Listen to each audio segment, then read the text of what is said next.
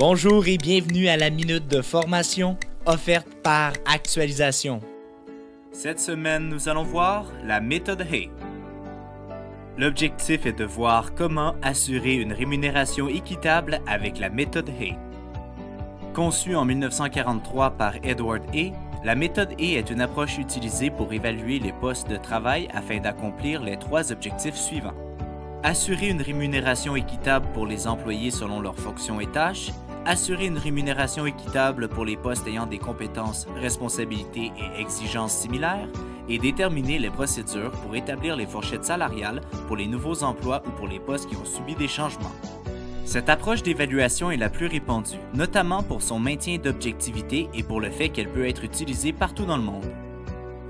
La méthode consiste à comparer les postes selon les facteurs clés suivants: la compétence, l'initiative créatrice, la finalité et les conditions de travail.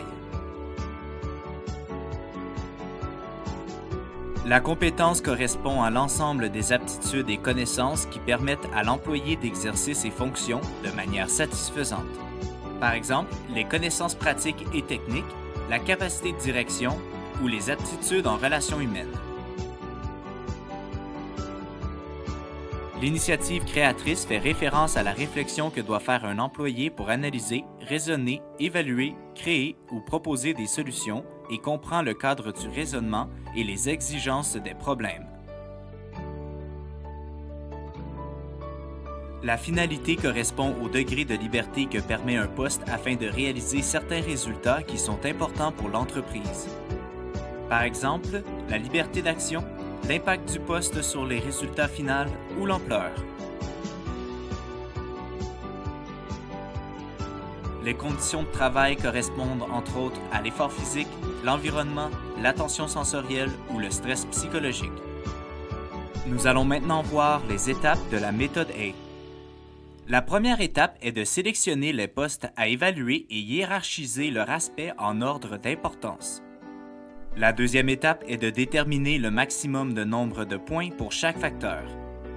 La troisième étape est d'attribuer des points selon l'importance du facteur pour le poste en question.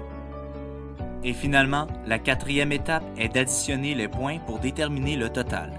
Cela permet d'établir un lien entre le total des points et les taux du marché afin de déterminer la grille salariale pour les emplois. Les emplois avec des pointages semblables sont regroupés dans le même niveau de rémunération.